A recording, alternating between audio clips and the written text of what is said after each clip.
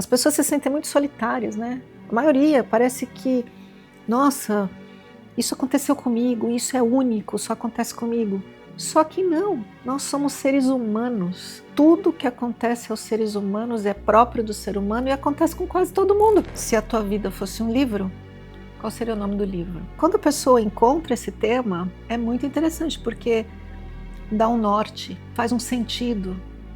E aquela sensação que muitas vezes a gente tem, nossa, parece que a vida não faz sentido, fala assim, não, parece que faz. Parece que está me levando para algum lugar. Ninguém tem que ir lá encontrar o professor espiritual no alto dos Himalaias. Ele está aqui. Assim como ninguém tem que ir lá encontrar o amor em outra pessoa. Ele está aqui.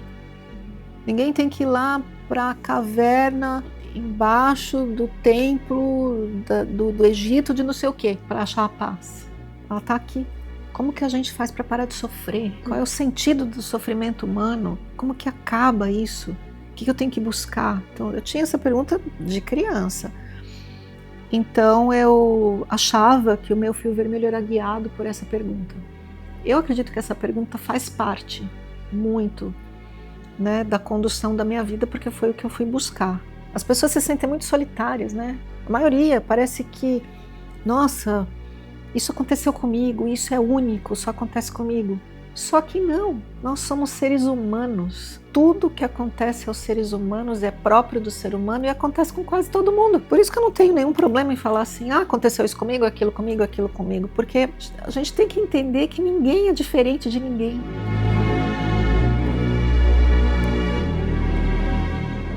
O episódio de hoje, vou dar um spoiler aqui para vocês, mas o episódio de hoje nós vamos falar sobre o fio vermelho, que é basicamente um ponto onde tudo que aconteceu na sua vida, ela foi conduzido para, enfim, nada está fora do fio vermelho. Então, por exemplo, e tudo, falando até das viagens, né? Mas todas as viagens sempre tinha, por exemplo, que a gente, sei lá, a gente estava falando de um assunto X e aparecia o que a gente chamava de... Não é trailer, né? Não era o trailer, né, do filme. Vinheta. A vinheta do filme, né? Então, você estava falando de algum assunto, de repente passava um caminhão escrito o nome daquilo que... Daquele tema que a gente estava conversando, né? Uhum. Isso prova a minha tese. Qual que é a tese? Só vou falar no final do podcast. Boa. E olha só que interessante. O último episódio, a Kátia trouxe várias histórias, né? Que foram, assim, muito, muito profundas sobre as histórias dela, né? E por exemplo, o nome oculto que estava no nosso podcast era Cuca. E a gente abre o episódio hoje falando sobre trazendo a Cuca. Que interessante, né? Que loucura! Rafa, você é um gênio! Porque o episódio todo, ele começa tipo, cara, Cuca, que é isso, que é aquilo. Se fosse um roteirista... Podia ser qualquer bolo. Não, poderia ser qualquer bolo. E aí, hoje, a Kátia chega pro podcast, tipo, antes do podcast, onde ela foi? No lugar que é a Cuca e tal. Cara, esse aqui, pra mim, a hora que você começou a falar e tudo, pra mim, esse aqui é a vinheta do filme. Nossa, porque o episódio passado a gente falou sobre o nome que você deu pra mulher lá do poliamor, que era, você chamava, eu chamei ela carinhosamente de Cuca. E aí a gente abre o episódio com, não só servindo a Cuca, mas, por exemplo... Comendo a Cuca! Mas a gente começa assim... Porque olha só que coisa doida, cara. Tudo é natural. Tudo foi natural, não foi nada pensado. Não. E aí... Isso comprova a minha tese. Exato, porque tudo... Você ainda não sabe qual é. É verdade. É tudo muito natural, tudo foi acontecendo, e parece que as coisas estão acontecendo. Mas, cara, tem uma condução, que aí tem o lance do fio vermelho do que a gente vai falar no episódio. Total. 4 episódios normais, 4 episódios normais fazendo lá no nosso cenário, no estúdio. Normal, tudo normal. Hoje, Sim. Olha, por que a gente não faz um lugar diferente? Por que a gente não faz isso? Porque as coisas foram acontecendo e a gente está servindo a mesa com o tema central do episódio passado, tudo interligado, cara. Eu acho que esse é um bom início para as pessoas entenderem. Assim, Rafael, você é um gênio. Não esperei nada, entregou tudo. Não prometi nada, Não entreguei prometeu tudo. nada, entregou tudo. Eu acho que talvez a maioria das pessoas não vão entender o que a gente está falando aqui, mas no episódio passado a Kátia trouxe um contexto sobre um episódio que ela teve no relacionamento dela e que o ex-marido dela trouxe uma situação de poliamor Não é e esse, tal. não. O atual marido dela. Que loucura. E contextualiza para o pessoal entender. Eu acho que você consegue contextualizar melhor. Calma, eu tô Mas, um pouco abalada. é, Essa foi a melhor introdução de todas. sim. Cara, se você for curioso pra entender o que é isso, do que a gente tá dando risada, dessa piada interna aqui, Uhum. eu sugiro que você assista o episódio passado, que tá incrível, e que tem essa palavra-chave, cuca. Mas não é essa cuca aqui, é outra. E que realmente, assim, existe uma condução, existe algo que é espiritual, algo que é invisível, mas ele guia a nossa vida. E é justamente sobre esse o tema de hoje. Imagina, a gente estava conversando um pouco, né, sobre como começar esse tema, e a gente estava conversando sobre, imagina se tivesse na tua vida um grande tema central. Imagina se sua vida fosse um livro, e esse livro tivesse um tema central. Será que você enxergaria a sua vida diferente? Será que você seria capaz de enxergar os padrões que vão responder a esse tema? Conseguiria enxergar o grande propósito da tua vida? E entender que tudo o que acontece não é aleatório, não é. E ele existe algo que conduz a história. E a Kátia estava falando ali para nós que existe um nome para isso e que isso é real. Existe um grande tema da tua vida que conduz a tua história e que às vezes você só não sabe. O Rafa até comentou, né, Rafa, de pessoas famosas, né? Quer comentar sobre isso? Eu tinha comentado. Imagina se o Ayrton Senna não tivesse nascido com os pais que ele teve, Uhum. com o treinador que ele teve. Se ele não tivesse encontrado essas pessoas na vida dele, talvez Sim. ele não seria o Ayrton Senna que a gente conheceu, por exemplo. E outros famosos, né? E isso é muito mais fácil da gente enxergar na vida dos famosos, porque tem um. Parece que ele foi construído para aquilo, né? Parece que ele foi desenhado para aquela história, aquela biografia. Mas mesmo você sendo anônima, mesmo você vivendo a tua vida normal, também tem esse grande tema. E é sobre isso que a gente vai falar hoje. A Kátia disse para nós que isso se chama o fio vermelho, que existe um fio que conduz toda essa história. Então, quero abrir aqui esse episódio perguntando, com essa primeira pergunta, aqui na casa da Kátia, tomando um café super gostoso, te perguntando, Kátia, que história é essa de fio vermelho? O que é isso? Explica para nós. Então, fio vermelho é um termo usado dentro da antroposofia, que foi algo que eu estudei durante muitos anos e fiz uma formação chamada Formação em Biografia Humana. E fio vermelho seria algo assim como o fio condutor de uma vida. E ele é individual para cada pessoa. Então, quando você observa os elementos principais da tua vida, que para cada pessoa é único, né? Não vai dar para eu enumerar aqui, mas, por exemplo, onde que eu nasci, em que contexto que eu estava, quais foram as minhas primeiras inquietações, buscas na vida, coisas inusitadas e aparentemente assim aleatórias, obras do acaso aconteceram na tua vida e que fizeram total e que tiveram total relevância, né? E aí você vai pontuando todas elas, pontuando e de repente você olha e fala assim: isso aqui, esses pontos, esses fatos não é algo que acontece na vida de todo mundo. São coisas pontuais que parece que foram costuradas especialmente para mim, para que eu tivesse essa experiência, para que eu visse isso. É como um fio condutor. Então, o fio vermelho é assim, você precisa fazer uma análise da tua vida, isso se chama estudo da biografia, da própria biografia, e você vai ali pontuando, isso foi importante, isso foi importante, isso pareceu obra do acaso, mas teve uma super importância na minha vida, me levou para tal lugar, me levou para tal lugar, isso outro me levou para tal lugar. é algo que te move, mas que parece que o mundo está te propondo aquilo para que você caminhe. Tem uma conversa ali do universo com a tua vida.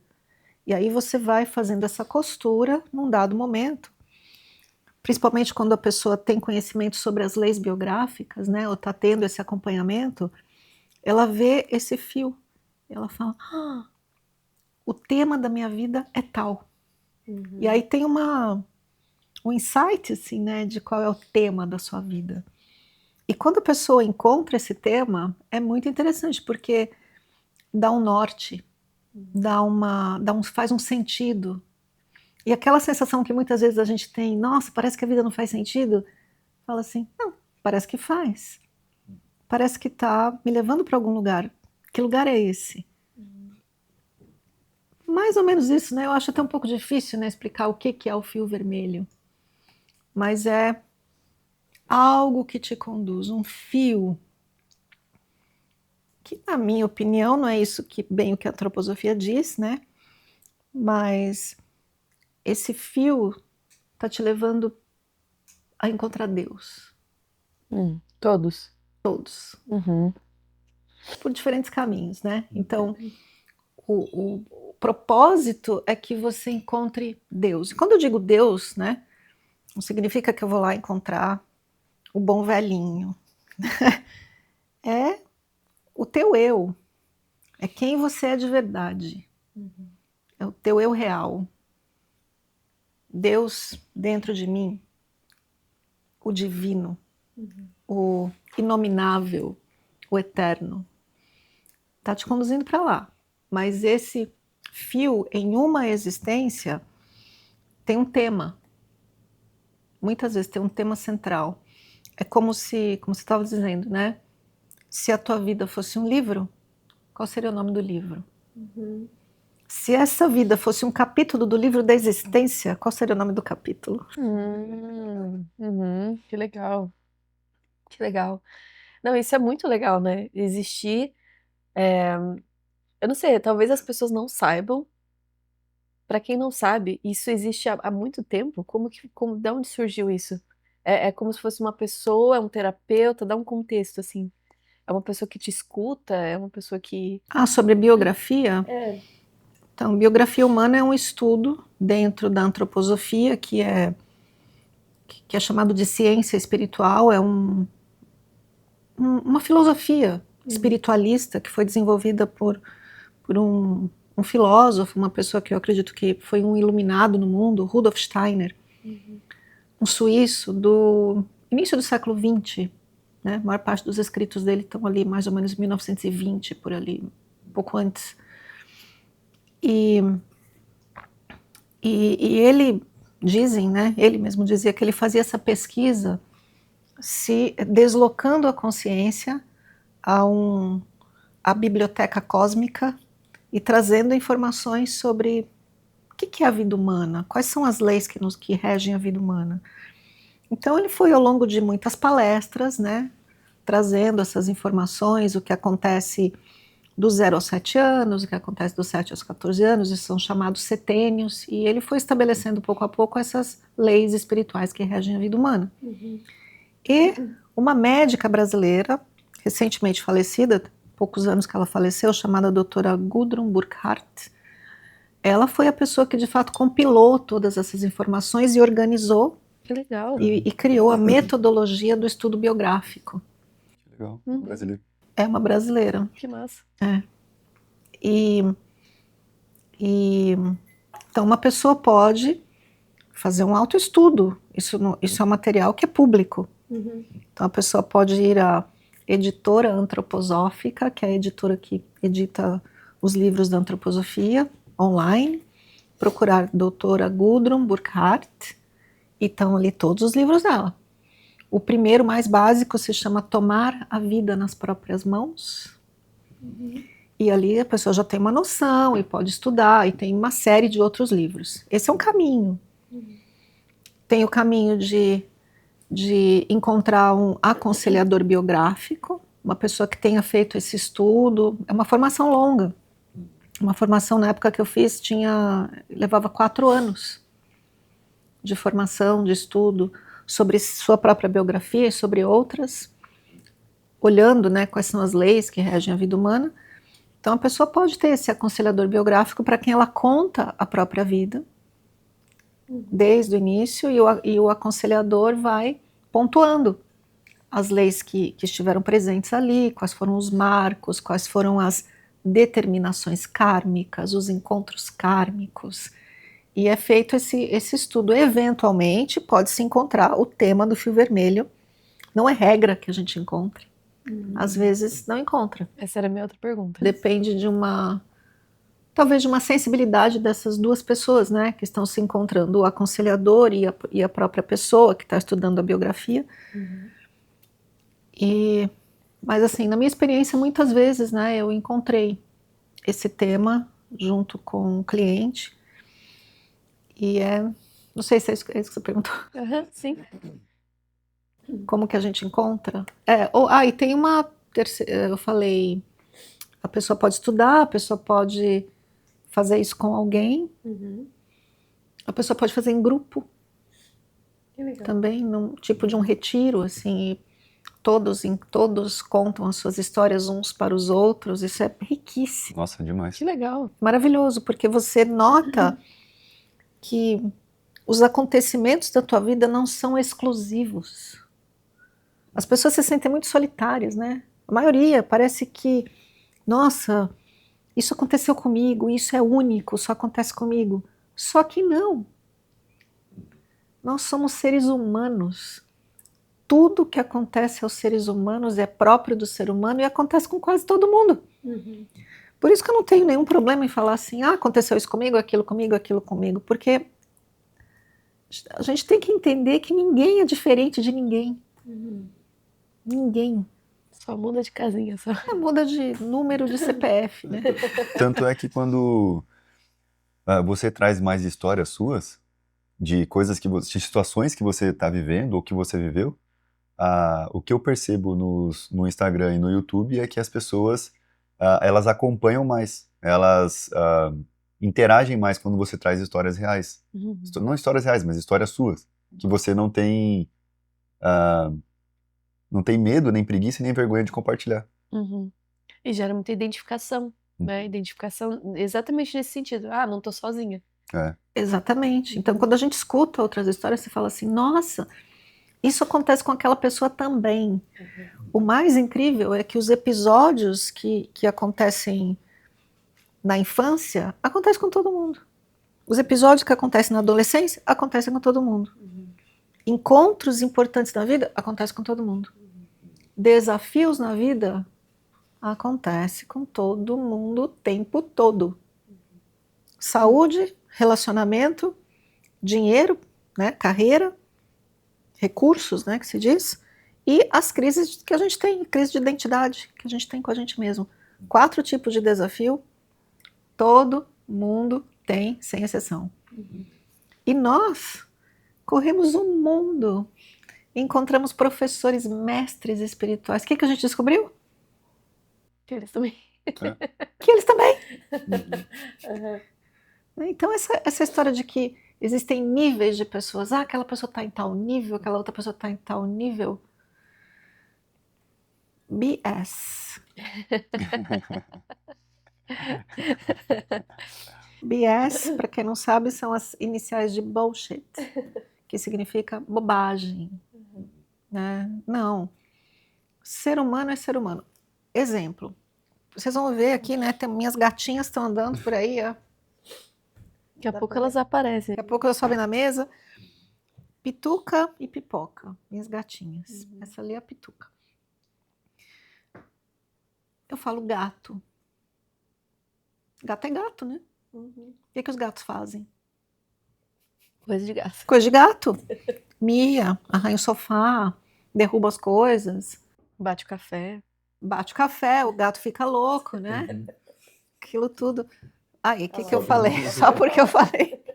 Não pode, meu amor. Não adianta reclamar, não pode hoje, tá? Vai. Gato faz coisa de gato. Ser humano faz o quê? Coisa de ser humano. Então, tem gato laranja, frajola, preto, branco. Tem gato grande, pequeno, raças diferentes de gato. Gordinho, magrinho, mas é gato. Tem o seu próprio temperamento, mas é gato. Ser humano é ser humano. Não existe gato super gato e Menos gato. menos gato. É gato. E tem como se diz, range, tem Uma gama. uma gama, né, de diferenciações, mas é gato. E ser humano é ser humano. A gente adoraria que houvesse super ser humano, para a gente seguir, né? Mas o super ser humano existe. Ele se chama eu real. Ele se chama Deus dentro de você. Não está fora. Legal essa analogia com o do gato e do ser humano. Cara, clareza, né? Sim. Uhum.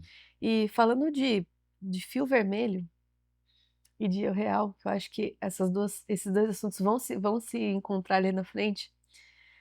Você encontrou o teu fio vermelho? O tema da tua vida? Encontrei. Qual é? Eu vou te contar como eu encontrei, né? Eu conheci o estudo, né? O que é? Eu tinha o conceito de fio vermelho, eu já tinha feito a formação em biografia.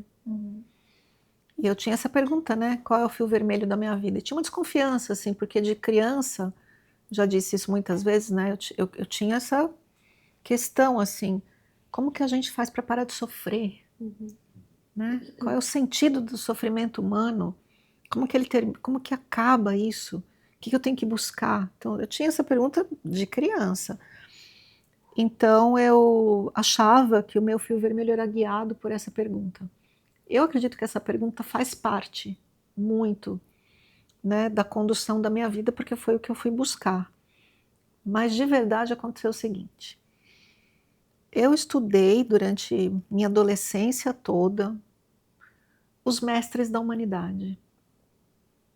Então, eu participava de um grupo de estudos filosóficos e a gente estudava ali os filósofos antigos e os mestres também, Mestre Jesus, Buda, Krishna da Índia, Platão e tantos mestres aí, né?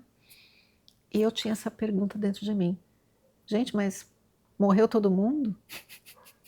Os caras vieram, né, dentro do misticismo e do esoterismo, essas pessoas, essas grandes almas, recebem o nome de avatar, né, como alguém que chegou a Deus e volta para ajudar a humanidade. Não sei, né? Tenho minhas dúvidas quanto a isso, mas é dado esse nome, avatar. Bom, cadê os caras? Cadê os mestres da humanidade? Todos morreram, vieram, ensinaram, apareceram as religiões, apareceram seus seguidores e acabou?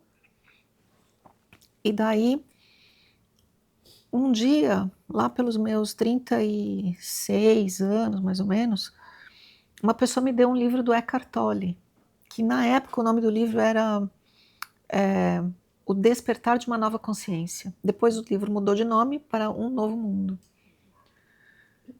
E a pessoa me deu o livro dizendo assim, eu não entendi, talvez você entenda, tal livro para você. Tá. Eu li o livro numa viagem de ônibus do Rio de Janeiro para São Paulo. Terminei o livro, fiquei assim, uau. Comecei de novo, porque o livro me fez reconhecer que o Eckhart Tolle era um desses mestres, que tinha pelo menos um vivo. Aí eu fiquei enlouquecida, eu queria encontrar o Eckhart Tolle. Cadê esse homem? Bom, o cara que ele morava no Canadá e era complicado, né? Bom, tudo bem. Na sequência, eu adoeci, eu tive uma questão de parasitose grave, eu fui procurar meios de curar. Bom, calhou que eu encontrei Dr. Gabriel Cousens, porque eu fiquei doente. Fui para os Estados Unidos estudar, conhecê-lo, depois estudar com ele. E voltei aos Estados Unidos diversas vezes, porque eu estava fazendo uma formação com o Dr. Cousens, que era um mestrado chamado Nutrição Espiritual. Ok, nessas viagens, um dia, por acaso, por total acaso, eu encontrei outro mestre, um homem chamado Bratso, um croata que estava lá no Arizona. numa cidade que eu não planejei ir. Eu recebi um convite, tinha uns dias de folga, resolvi ir até lá. Cheguei lá, minha amiga falou, Bratso tá na cidade. Aí eu, quem é Bratso? Fui lá, conheci. Falei, uau, mais um. Bom, calha que numa outra vez, uma outra pessoa conversando comigo me fala que existe um professor espiritual super incrível no Havaí. Para mim, tudo bem, não vou para o Havaí. Um dia, né, eu tinha muitos pesadelos por causa de abuso de infância, vivia no pesadelo. Um dia eu me cansei dos pesadelos, falei assim, o que eu vou fazer com esses pesadelos? Voltou na minha cabeça o nome do cidadão do Havaí, Howard Wells. Entrei online, cadê o telefone? Esse aqui é o telefone, vou ligar lá. Liguei, o Howard atendeu. Sabemos, o Howard nunca atende telefone. Naquele dia ele atendeu. Bom, mais um. Acabou que a gente conheceu ele e tudo mais. Um grande mestre espiritual. Um dia eu estou em Nova York. Outro assunto, fui fazer outra coisa. Fui para uma outra formação. Um amigo meu falou, você não conhece Nova York? Vem que eu te mostro a cidade. A gente dá de cara com a Ama. Ama, né, mundialmente conhecida, aquela mestra que abraça, que transmite amor, tem um cheiro de flores, assim. Bom, encontrei com ela, a mulher me dá um abraço e fala comigo. Isso aconteceu uma vez, outra vez, outra vez, outra vez. Lá pelas tantas eu parei, falei assim, está estranho, está diferente. Como que calha de eu estar no mesmo lugar com uma pessoa que tem um elemento tão importante para me mostrar sobre como encontrar Deus, sob a sua perspectiva. E aí eu falei assim, isso é o fio vermelho. Né? No meu caso, foram encontros kármicos muito pontuais com diferentes pessoas de diferentes lugares que tiveram o seu encontro com o divino muito particular, que chegaram a um nível de consciência expandido, diferente, de autoconhecimento, e que todos eles me ajudaram, né, a fazer essa... Parecia uma colcha de retalhos, que no final eu fui costurando e virou o MRI, Método de Reorganização Interna. Então, isso é um fio vermelho. Então, o meu fio vermelho é marcado pelos encontros com professores espirituais pelo mundo. O que eu estava buscando? Deus, me libertar do sofrimento, encontrar uma ordem, encontrar um sentido para a nossa existência. E eu continuei fazendo isso. E os professores a gente encontrou, viajamos muito, né? Conhecemos muitos deles, entrevistamos muitos deles. E fomos vendo que eram todos humanos, bem humanos, com diferentes perspectivas sobre a espiritualidade, sobre o caminho espiritual, sobre o encontro consigo mesmo. Conduziu à criação do MRI, mas conduziu também a eu entender que esse mestre, esse professor, está aqui o tempo todo. E a gente pode acessar o tempo todo. E a vida está mostrando o tempo todo, nas mínimas coisas. Olha como a vida brinca com a gente. Episódio passado, né? Comentei lá. E a mulher que meu marido se envolveu, se apaixonou, eu dei para ela o apelido de Cuca. Cuca, a bruxa do sítio do Pica-Pau Amarelo. E hoje a gente está aqui comendo cuca, como disse o Rafael. Então, a vida brinca, não é sério. Ninguém tem que ir lá encontrar o professor espiritual no alto dos Himalaias. Ele está aqui. Assim como ninguém tem que ir lá encontrar o amor em outra pessoa. Ele está aqui. Ninguém tem que ir lá para a caverna embaixo do templo do Egito de não sei o quê. para achar a paz? Ela está aqui. Bem aqui.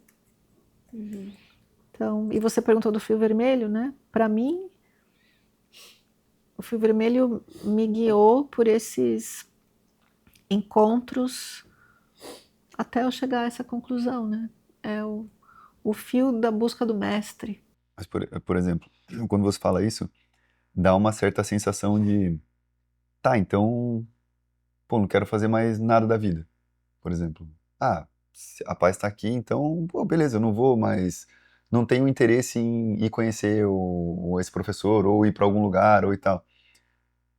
Mas é só, por exemplo, o motivo. Ah, se você está indo para o motivo de encontrar paz, ela já está aqui. Se você está indo para conhecer a pessoa, para, sei lá, estudar com ela, ou para estar com ela, ou para, sei lá, algo divertido, é beleza. É o motivo, por exemplo, de ir até lá, ou de conhecer outra pessoa, ou realmente, não, tá tudo bem.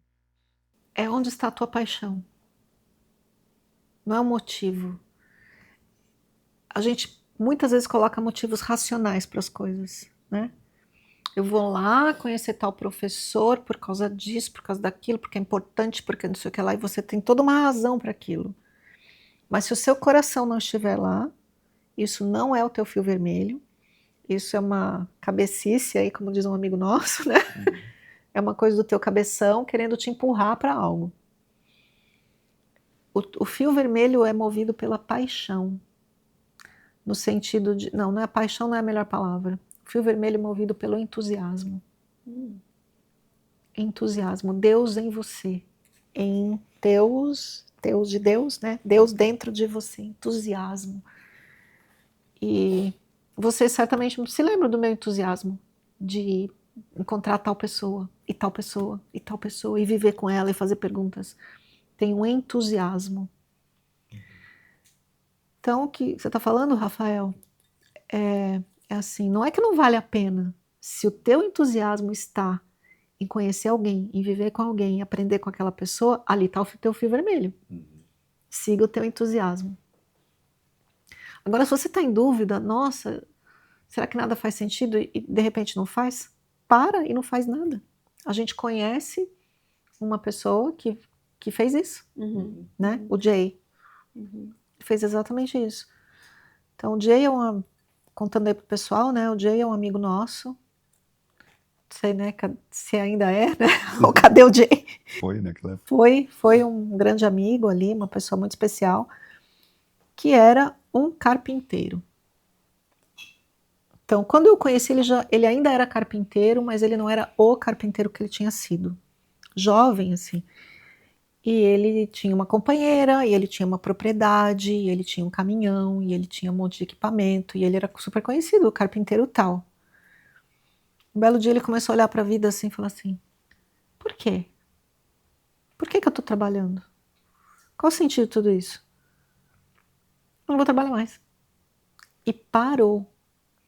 Aí a companheira dele, obviamente, achou que ele estava muito fora da casinha, né? Foi embora, largou dele.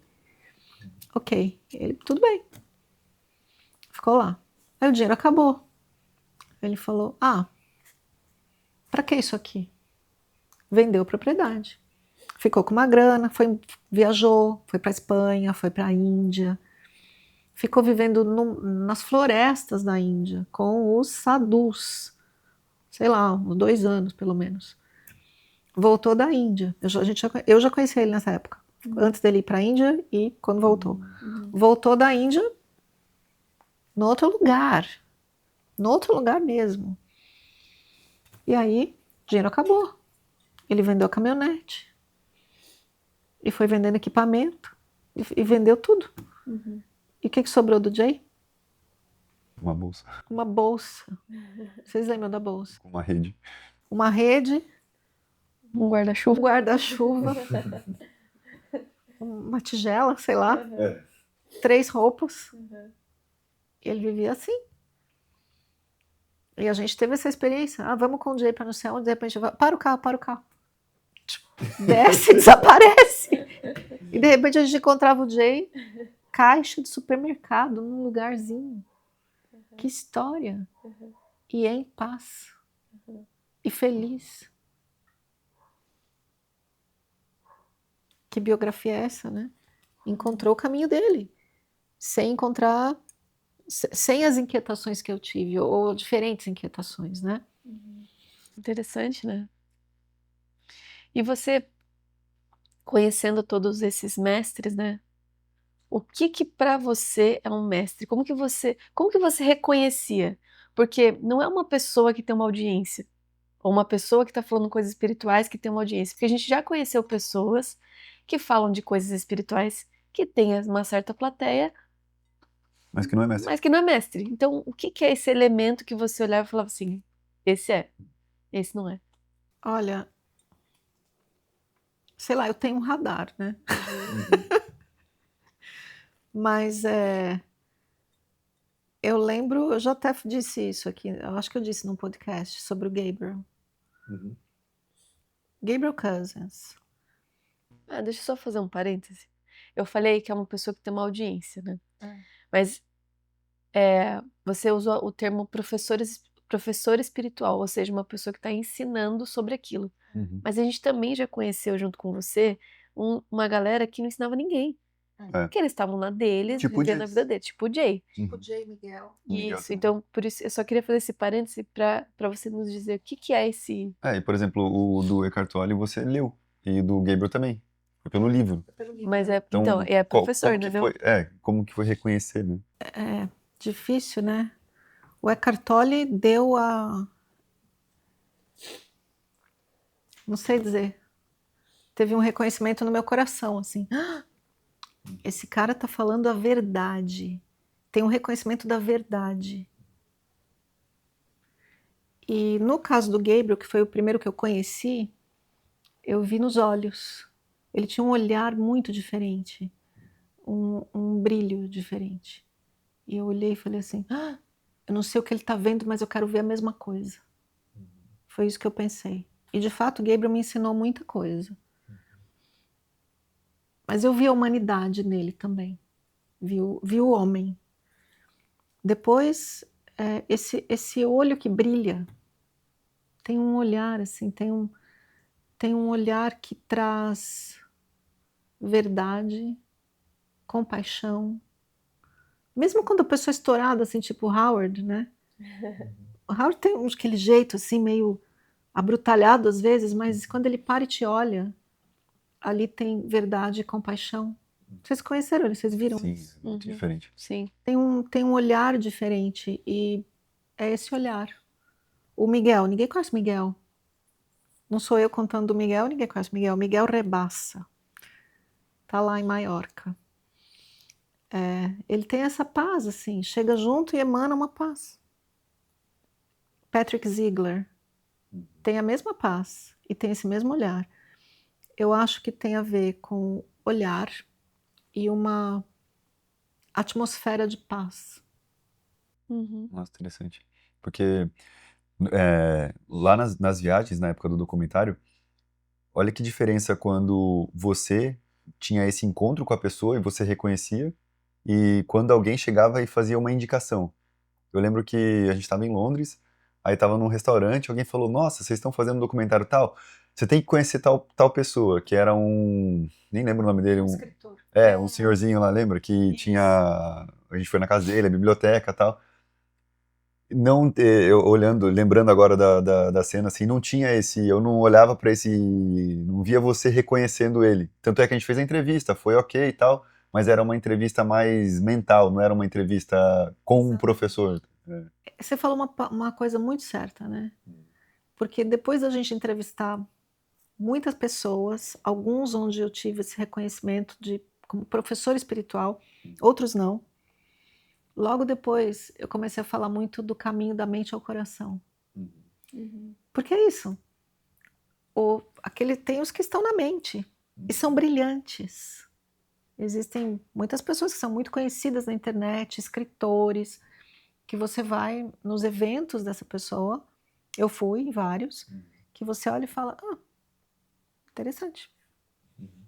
Conversou muito bem com a minha mente achou bem legal, mas não traz aquilo que te toca. E esses outros que têm esse brilho, que têm essa emanação de paz, falam com o coração. Pode não ser 100% do tempo, mas no momento em que tem que dar um ensinamento, que tem que te dizer alguma coisa, te toca em outro lugar. Eu acho que é por aí. Tem essa sensação também. Porque alguns deles nem falavam nada, né? O Miguel era muito silêncio o tempo todo. É. O tempo todo a gente ia de igrejinha em igrejinha, sentava e ficava lá Meditava, por muito tempo. E era até difícil entrevistar ele, né? Lembra? A lembro. gente tentou umas 3 vezes. A gente fez em 3 locais diferentes, tentamos entrevistá-lo 3 vezes, ele não tinha muito o que dizer, né? Ele contou a história dele e tudo, mas eu lembro que você tinha que fazer um esforço, assim, pra fazer Puxar, a pergunta de novo, né? Porque para o Miguel as coisas eram tão óbvias que ele tinha dificuldade de explicar. Miguel, como que a gente atinge essa paz que você está atingindo? Ele olhava para mim. Ai, que parar. Lembra? Certo, eu entendi. Tem que parar. Mas como é que a gente atinge essa paz que você está falando, esse silêncio? Acabou? Miguel, eu estou triste. Não fique. Caramba, agora estou feliz. Quando eu aperto aqui, dói. Não aperte. Tirou o dia já, né? Pegou. Hoje tá difícil. E para as pessoas que estão em casa, estão assistindo esse episódio, se você pudesse dar um direcionamento, um conselho, como que eu faço para sentir pelo menos qual que é esse fio vermelho? Tem como a pessoa se distanciar do fio vermelho? Ou nunca, assim, Caramba. eu tô longe dele, ou ele tá sempre comigo, sabe? Não sei se tem como se distanciar. É uma boa pergunta. Eu realmente não sei. Eu acredito que sempre a vida vai dar um jeito de te trazer de volta. E eu acredito também que se a pessoa se distanciar muito, ela vai sofrer. Porque a dor é veículo de consciência, né? Ela acaba voltando. Então, como a pessoa encontrar? Essa é a sua pergunta? Como é que eu posso entender qual é o meu fio vermelho? Porque eu imagino assim, até dando um contexto de onde veio essa pergunta, né? A gente foi educado num sistema quadradinho, para todo mundo ser igual a todo mundo, parecido, na escola, no trabalho. Então eu imagino que se esse fio vermelho ele mostra essa criatividade divina que nos conecta a Deus através da nossa história, tem coisas muito únicas da minha vida, né? Que são os meus talentos, ou aquilo que é só da Kátia, só da Fernanda, só do Rafa, e só de cada professor que a gente encontrou. É muito único. Só que se a gente tá no piloto automático, se a gente tá indo pro mesmo trabalho todo dia fazendo a mesma coisa, tum, tum, tum, será que se distancia desse fio vermelho? Será que é capaz dele nunca aparecer na nossa vida? Não, a pessoa não vai enxergar e tudo bem. Temos a eternidade, nenhum problema. Ela só não vai ver.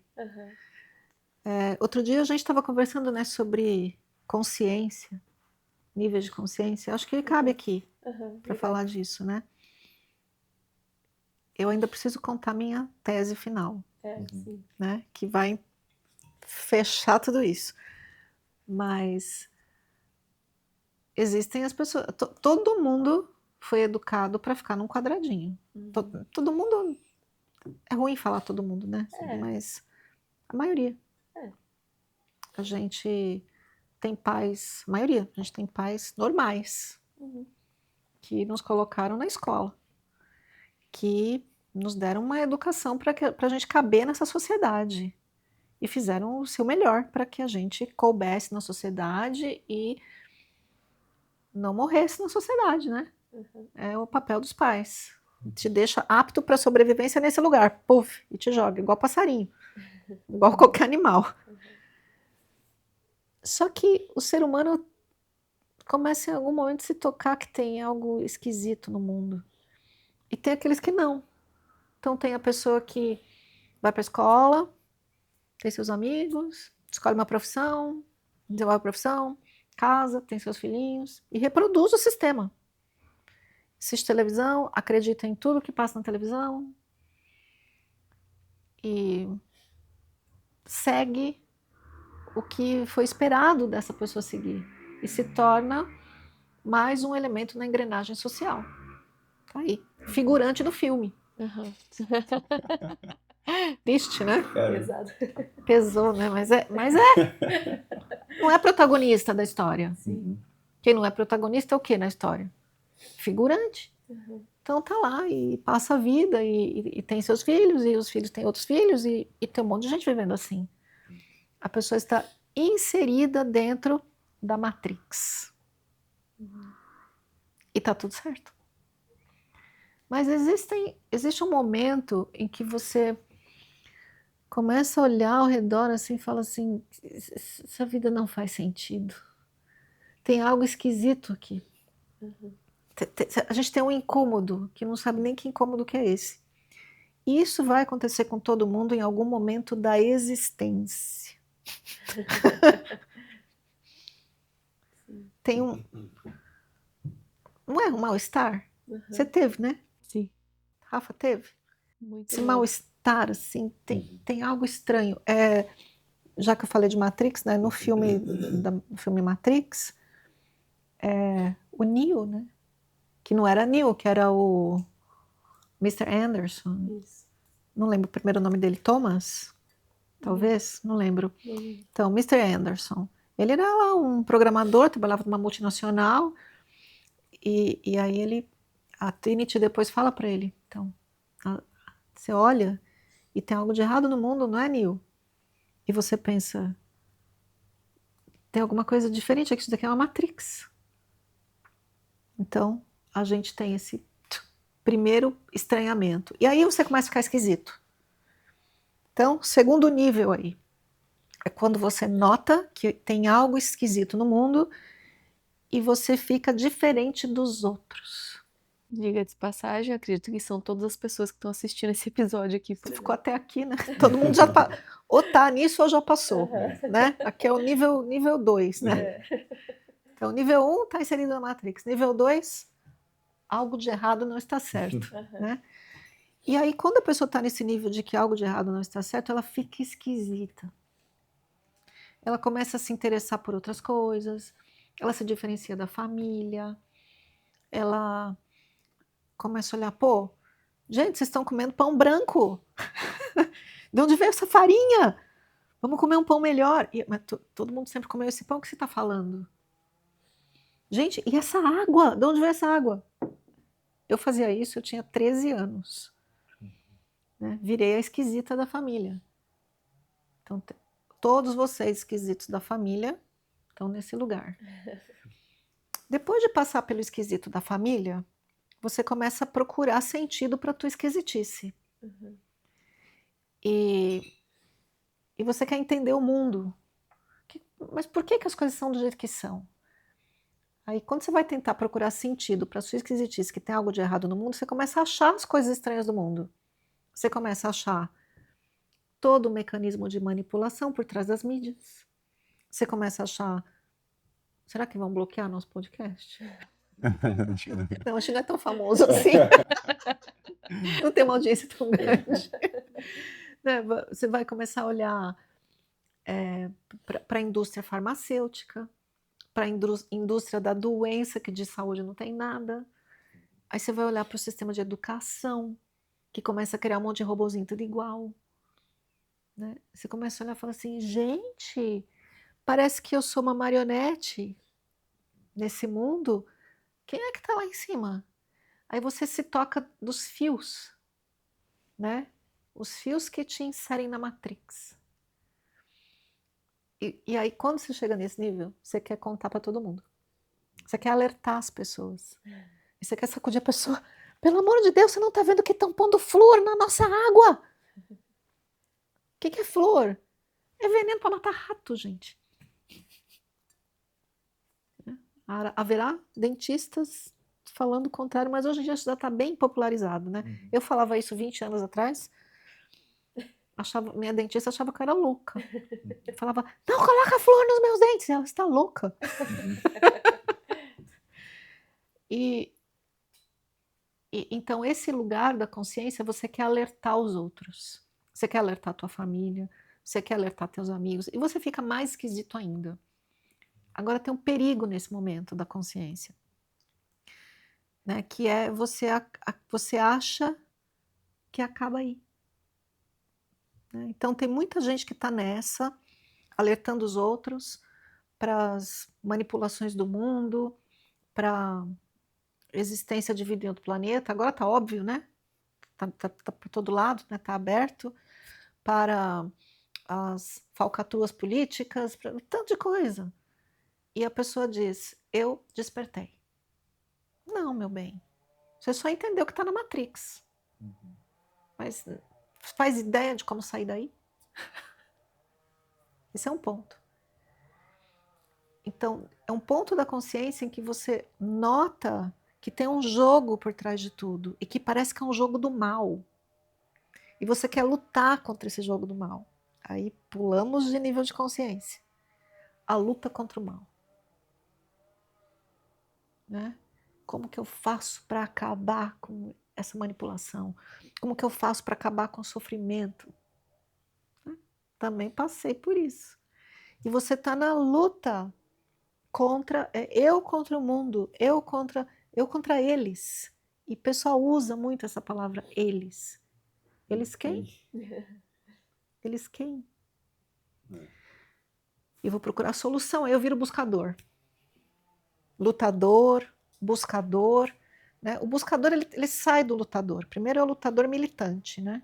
Eu sou militante contra a Matrix, contra alguma coisa. Contra, pode ser militante eco-chato, né?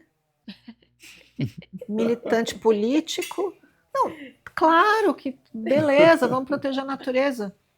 Proteger a natureza? Eu protejo a natureza, eu vim morar no meio da floresta, comprei uma propriedade, eu preservo a floresta. Para construir essa casa eu derrubei uma árvore. E a casa está aqui. Ecologia para mim é outra coisa, mas a luta é um nível de consciência. Tem uma hora que você entende que sou eu contra o mundo, né? E você fala assim, será mesmo que eu tenho que lutar? Será que será que não é diferente? Aí eu entendo que é quando a pessoa vê que não dá para mudar o coletivo sem mudar o indivíduo. Eu tenho que ir para o indivíduo. E aí você faz essa virada, assim. Com o que eu estou lutando? Será que né?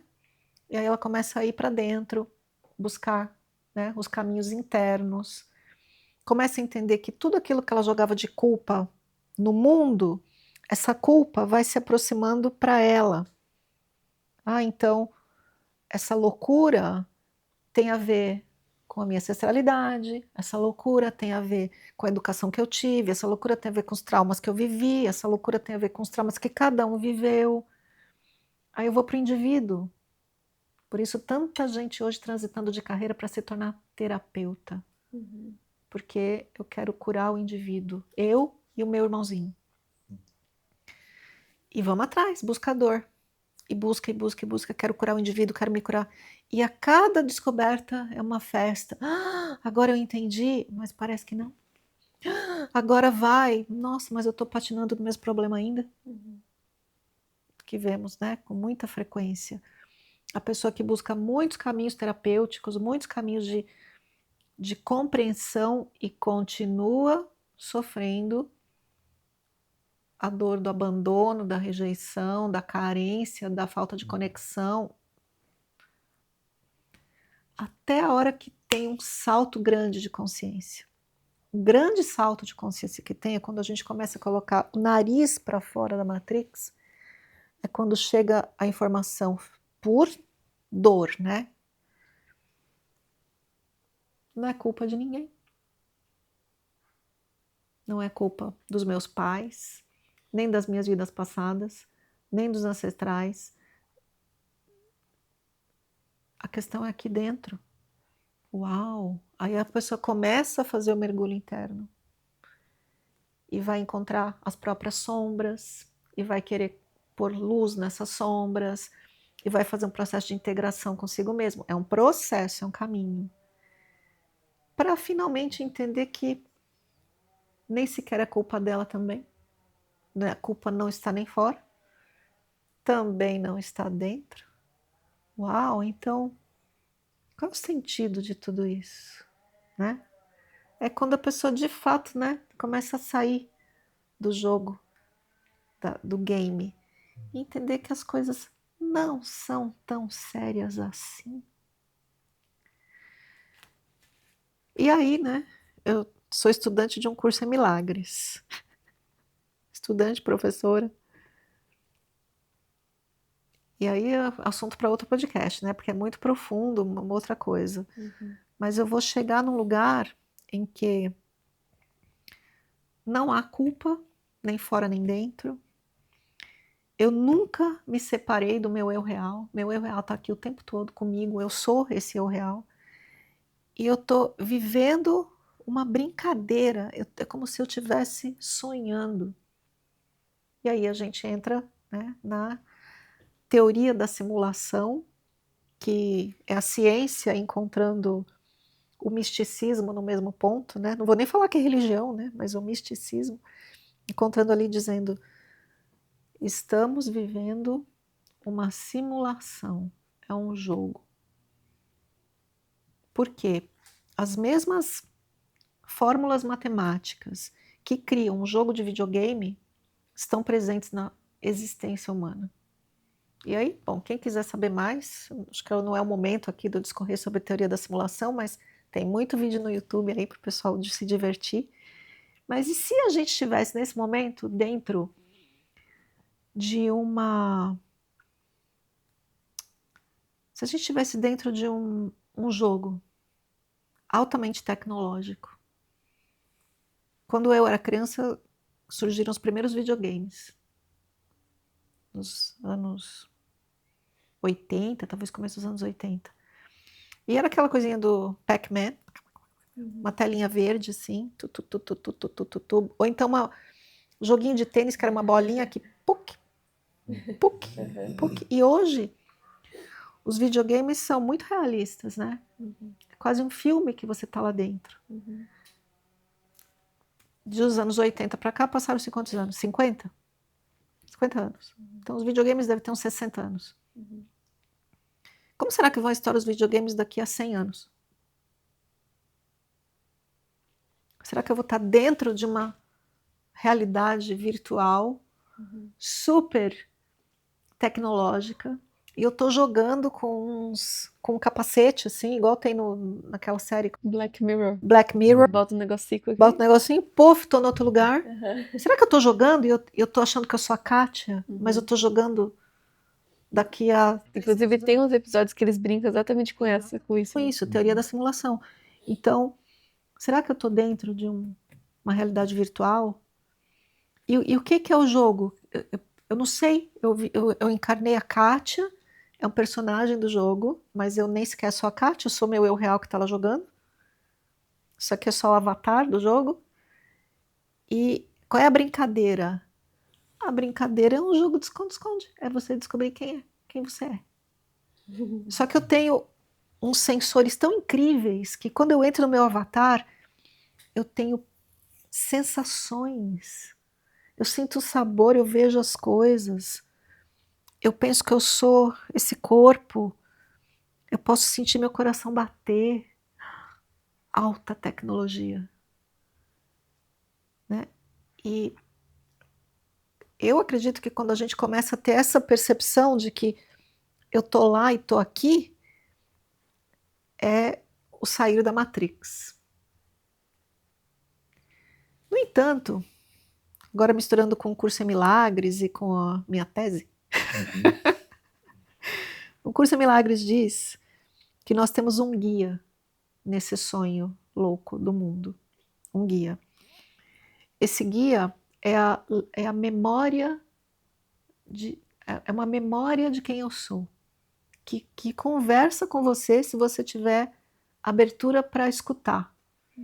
No curso em Milagres, essa memória de quem você é chamada de Espírito Santo, porque o curso usa a linguagem cristã. Mas seria assim, falando da teoria da simulação, é como se fosse a informação que está no avatar de que, olha, de verdade você não é, isso aqui é só um avatar, você não é essa pessoa, existe essa informação. E eu que trago essa informação, eu sou capaz de te guiar para fora do jogo, para você totalmente se lembrar de quem é e ganhar o jogo. Só que você vai ter que me escutar. Você vai ter que seguir minhas orientações. Só que a gente vem, né, no quadradinho da educação, de quem a gente deve ser, que a gente esquece, não escuta nada. Então todo esse processo, né, que a gente chama erroneamente de expansão da consciência, não tem expansão nenhuma, é tornar-se consciente, tornar-se quem você é. Todo esse processo acaba que em algum momento você se toca. Peraí, existe de fato algo dentro de mim que me guia. E enquanto eu não sou capaz de escutar esse algo dentro de mim que me guia, a simulação me dá as dicas.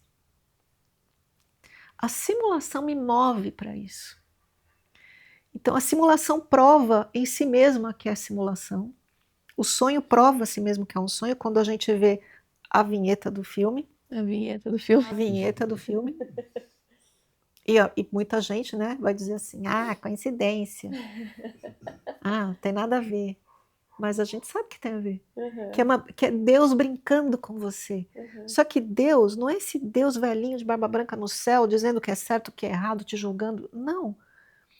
Essa incrível consciência por trás de todas as coisas está brincando consigo mesma.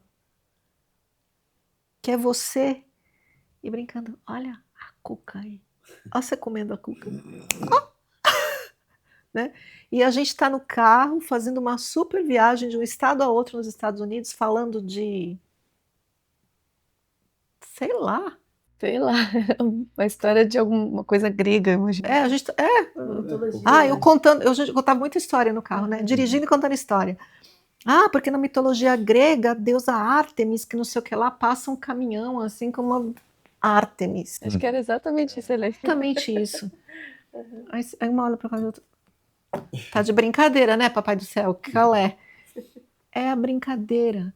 Então, quando a gente está falando aqui de fio vermelho, é disso que eu estou falando.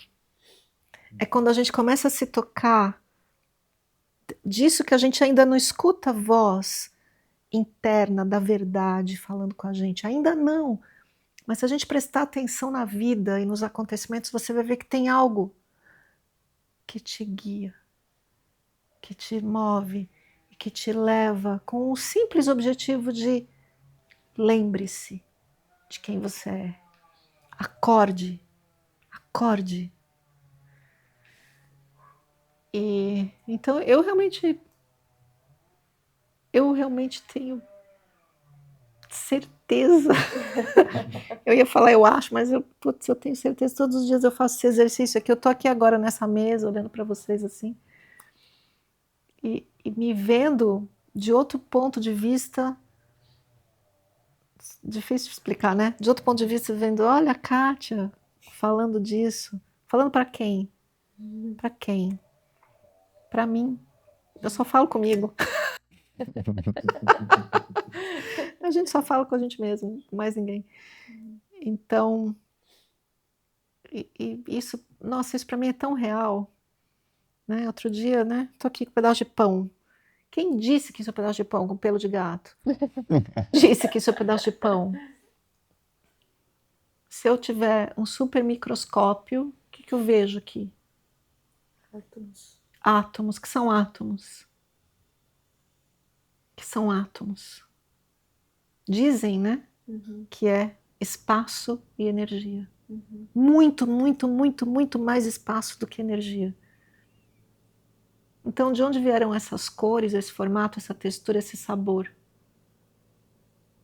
Como assim, se aqui só tem espaço e micropartículas de energia? Quem disse que isso é um pedaço de pão? Vou lá para a Matrix, né? Como é que eu entorto esse garfo? É quando a gente sabe que não há garfo. O que entorta é a mente. Então, a gente está dentro desse game, dentro dessa simulação, dentro desse sonho. Os antigos diziam: o universo é maia, é ilusão. Eu estou dentro dessa ilusão. O que que eu vim fazer aqui? Acordar, lembrar-me de quem eu sou. Aí a gente vai, né? Fio vermelho. O fio vermelho é Deus conversando com você. Igual o fio de Ariadne na história do Minotauro. Como é que eu saio do labirinto? Eu sigo o fio de Ariadne, que é o fio do amor. Aí eu volto no que eu falei antes. Como que eu sei que eu estou seguindo o fio vermelho? Ele é movido pelo teu entusiasmo, que eu chamei de paixão, né? Uau, tem uma coisa assim que... Nossa, que legal, a gente vai lá... Para onde a gente foi? Lá para Tailândia! Cara, eu vou para Tailândia, passar 9 dias no escuro total, fazendo jejum, que incrível! Era a minha paixão. Então, esse é o meu fio vermelho. É onde está o teu coração, onde está a tua paixão, é aquilo que te move. Por aqui, não por aqui. Se eu vou por aqui, vai doer. Vai me causar sofrimento. Se eu for por aqui, eu preciso ter coragem. Mas vai ser uma aventura incrível. E eu vou achar esse fio vermelho que me conduz a quem? A mim mesma. A verdade. A Deus, a quem eu sou. É por aí, me entusiasmei, né? Muito bom. Bom, Fio vermelho sendo desenhado aqui. Sendo desenhado aqui na cuca, no pão, no garfo. E agora até me bateu a curiosidade, você que está assistindo, eu imagino que você deva estar se perguntando também qual é o teu fio vermelho e com o que você se entusiasma na vida. Então deixa aqui no comentário porque eu fiquei curiosa para saber, porque eu acho muito legal isso. Talvez esse seja um pouco do meu fio vermelho, porque eu acho incrível escutar a história das outras pessoas e isso me entusiasma, sabe? Então, porque a gente viveu, né, que a gente estava conversando ali, 2 setênios, né, por 13 anos juntos. E uma época muito, né? Foram alguns anos que foram... E a gente morou junto por 6 meses. Sim, sim. Então, assim, só que o mesmo que te entusiasmava para ir ver o mestre espiritual não era o mesmo que me entusiasmava. O que te entusiasmava, Fernanda? Justo, me entusiasmava ver o que aquela pessoa tá falando. É um pouco disso, qual que é o fio vermelho dela, entendeu? O que legal. entusiasma ela? O que é incrível? Porque, assim, o que eu achava incrível era que a gente estava geralmente reunido com esse professor ou professora e tinha uma galera escutando e eu via do bastidor, sempre do bastidor, nunca da plateia ou do palco, mas sempre do bastidor ali, eu olhava a plateia e eu via o professor. E eu via esse brilho no olho do professor e eu via o brilho no olho da plateia depois que o professor começava a fazer alguma coisa. Então, geralmente eles chegavam meio, né? As pessoas chegam meio, cada um no seu mundo ali, e de repente tá todo mundo na mesma frequência. E eu achava aquilo extremamente curioso e interessante. Essa é a tua paixão, esse é o teu entusiasmo. Esse é o teu fio vermelho. Atrás das câmeras. Interessante, né? Então, eu acho que é legal se você escrever aí o que te entusiasma na vida, o que mexeu com você também esse episódio. E eu acredito que assim, acho que eu gostaria de escutar de você, Kátia. O que a pessoa pode fazer no dia a dia para estar cada vez mais sintonizado com esta voz, com este fio, independente do nível que ela está? Independente do nível que está, não adianta. Eu preciso saber que nível que eu tô. Interessante. Porque se eu tô naquele lugar onde eu acabei de ver que tem algo esquisito no mundo, eu não sei o que é, e eu já quiser, sei lá o que, fica é como se eu tivesse, é como, na minha opinião, né? Eu tô aqui só dando opinião, não tenho certeza de nada. Mas é como se eu fosse vou pra praia aqui de Garopaba, aí eu olho ali a ilha e eu falo, pô, vou nadar até lá. Vou atravessar, vou nadar até lá. O que será que tem naquela ilha? Eu corro um risco, né? De me cansar demais, de me afogar, de não saber nadar direito, de pegar uma insolação, tá frio agora, né? De morrer de frio no caminho. Tem vários, né? Vai ser um desconforto. Então eu acho que a pessoa tem que entender mais ou menos onde que eu tô. Qual é o meu próximo passo? E eu acho o seguinte, quando a pessoa está muito confuso ainda com a sua própria vida, ela ainda não consegue olhar para si e gostar de si, e ter um auto-interesse, em se amar, quando a pessoa ainda está buscando tudo muito fora, estou buscando compreensão dos outros, estou buscando respeito nos outros, estou buscando amor nos outros, estou buscando tudo fora, fica mais difícil. Então eu preciso fazer esse movimento de ir para dentro e me organizar. Então tem esse passo primeiro que eu acredito que o MRI conduz muito bem, que é o passo de organização interna. Por isso que se chama Manual de Organização Interna. Que a pessoa vai olhar, peraí, quem que eu sou? O que eu tenho que fazer comigo? Eu preciso cuidar de mim, eu preciso me orientar. Então o MRI faz esse processo de orientação. Tum, tum, tum. E o MRI, no prazo de 1 ano, mais ou menos, ele vai reproduzir o caminho que eu fiz durante 20 anos. E que nós fizemos durante uns 5, pelo menos. Então, tu tá organizadinho, faz isso, faz isso, faz isso, faz isso. Ah, tá, me organizei. E agora? Agora eu já entendi que essa aqui sou eu e que a minha mente é isso aqui, eu tenho que lidar com esse universo da minha mente. A gente chega nesse lugar.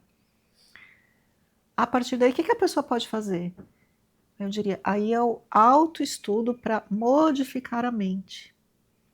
Né? E o jeito que hoje eu vejo como mais eficaz para isso, para fazer esse processo de mudança de perspectiva mental, é o estudo e prática de um curso em milagres e, em muitos casos, o uso dos enteógenos. A maioria das pessoas, acredito eu, se beneficiaria de algum nível de enteógeno para fazer novas conexões neurais, abrir a cabeça para outras perspectivas. Eu acho que essa combinação das duas coisas é muito eficaz, mas, falando de novo, eu preciso estar organizado. Né? Se eu pulo para mergulho de cabeça nos enteógenos, sem essa organização interna, o que pode acontecer? Pode não dar tão certo, né? Tem alguns riscos aí. Então, eu acho que a pessoa tem que estar bonitinha, aí ela tem condições internas disso. Ok, já fiz isso, a mente começa a ir para um outro lugar e você começa a ir para outro lugar. Então, eu acho que a gente propõe um caminho, né? Outros professores propõem outros caminhos, mas é essa orientação que eu daria. Legal. Ah, quero mais ainda do que isso. Ah, quero mais ainda, me telefona, me liga, a gente bate um papo. Cara, eu acho que a gente começa o episódio de uma forma um pouco inesperada, assim, né? Então, teve um insight ali da história que ligou com o episódio anterior e tal, e a condução da Kátia também no episódio foi... tá, principalmente na hora que ela traz os certos níveis de... Não são níveis de consciência, né? São níveis de consciência. Foi o que a Kátia falou. Então, eu acho que isso também dá um panorama para quem tá assistindo. Sabe, a pessoa consegue se enxergar. Ah, cara, eu tô aqui, não, eu tô nessa fase, eu tô na fase assim.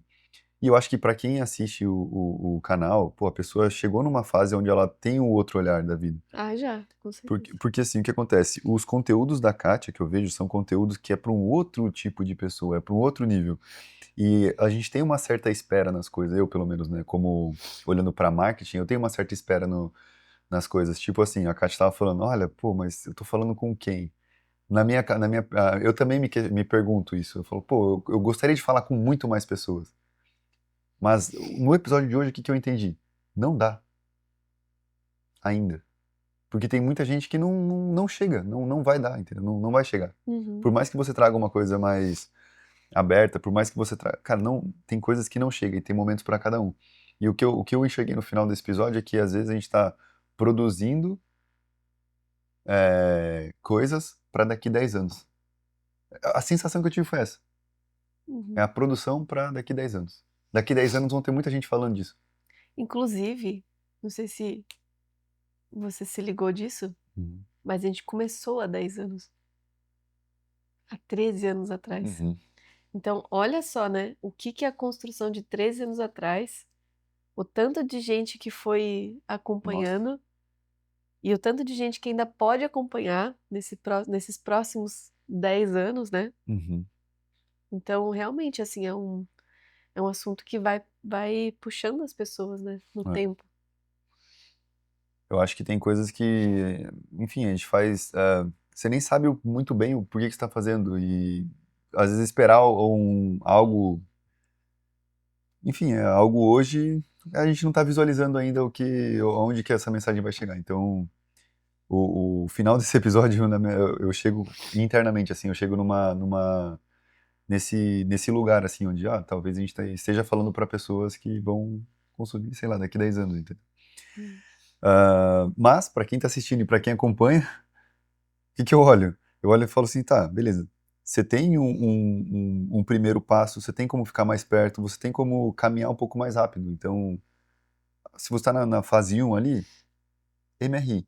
Dentro do MRI, inclusive, dentro da plataforma Ser, né, que tem o MRI, a gente tem lá dentro um curso inteiro do Howard Wills que a gente gravou, que chama Ensinamentos para o Despertar, que é super legal.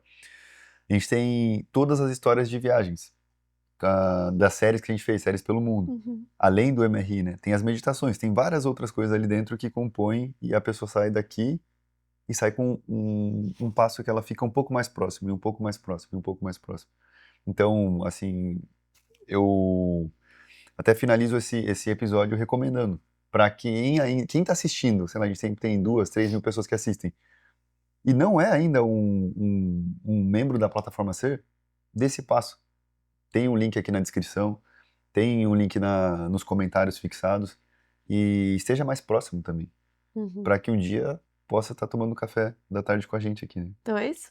Então, muito obrigada. Espero que você tenha gostado dessa conversa, que foi mais informal, né? Foi aqui um café com a Kátia. Um chá, né? Um chá. É verdade, né? Só tomamos chá hoje. Foi muito gostoso, foi muito especial.